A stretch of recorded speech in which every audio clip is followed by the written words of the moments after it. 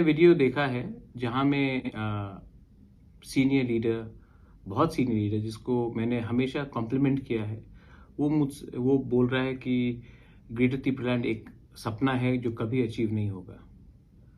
मुझे कभी नहीं लगा कि मैं रिस्पॉन्ड करूंगा, लेकिन जब इतना बड़ा सीनियर लीडर ऐसा क्वेश्चन करता है तो मुझे महसूस होता है कि 70 साल बाद भी हम लोग आज इस परिस्थिति में क्यों हैं। क्योंकि हमने अपने ऊपर विश्वास नहीं किया कि हम कुछ कर सकते हैं। हमेशा अपने ऊपर डाउट किया, कभी नहीं कहा कि हाँ ये अच्छा डिमांड है, हम लोग सब एक हो जाए तो पॉसिबल है। और इसी के लिए हमने कॉम्प्रोमाइज किया किया किया। इसके लिए आज हम लोग फाइनल लास्ट फाइट में पहुंच चुके हैं। अगर इस बार भी हमने कॉम्प्रोमाइज किया और एक दूसरे से लड़े तो आने वाला जनरेशन ना त्रिपुरा के बारे में जानेगा, ना त्रिपुरा को याद करेगा। मैं उस सीनियर लीडर से एक सवाल पूछना चाहता हूं। आप मेरे ग्रेटर त्रिपुरालैंड को अपोज करते हो, आपका आवाज कहां था जब 2018 में आईपीएफटी ने 11 सीट बीजेपी को दिया और सिर्फ 9 सीट में लड़ा। आज त्रिपुरा मोथा 30 का 30 सीट लड़ने के लिए तैयार है। वो आपको प्रॉब्लम है, लेकिन आपको उस समय प्रॉब्लम नहीं था जब आपने सिर्फ 9 सीट्स में 2018 में लड़ा। आपका ग्रेटर त्रिपुरालैंड से प्रॉब्लम है, लेकिन आप क्यों नहीं पूछते हैं अपने पार्टी से कि 3 साल में असेंबली में एक बार भी आपने त्रिपुरालैंड का डिमांड क्यों नहीं उठाया। आपको प्रॉब्लम है कि हमने ग्रेटर त्रिपुरालैंड क्यों उठाया एडीसी काउंसिल सेशन में, लेकिन 3 साल में आपका कोई एमएलए ने ये सब क्वेश्चन नहीं किया। क्यों? आप उसको क्यों नहीं पूछते हो? आपको प्रॉब्लम है मेरे ग्रेटर त्रिपुरालैंड से। आपका आवाज कहां था जब सीएए पास हुआ था? आपका प्रॉब्लम है मेरे ग्रेटर त्रिपुरालैंड से। आपका आवाज कहां था जब माधवबारी में अपने त्रिपुरा को मारा गया? आपको प्रॉब्लम है मेरे ग्रेटर त्रिपुरालैंड से।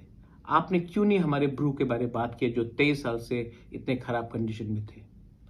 आपको मेरा ग्रेटर त्रिपुरालैंड से प्रॉब्लम है।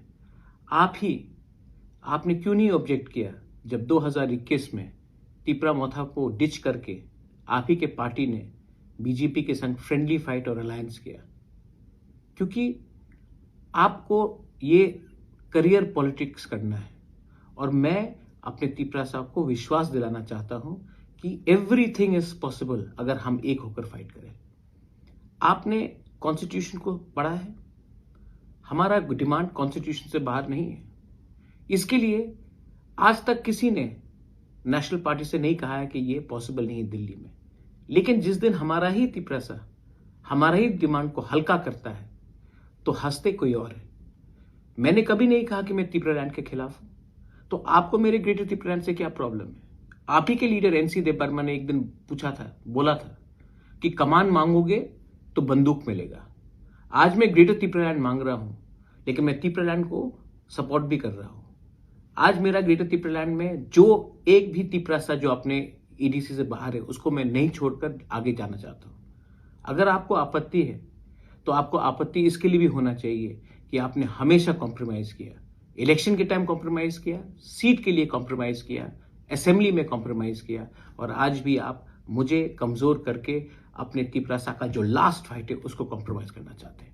बेलाई नोहाम बाय, धन्यवाद। सोचो।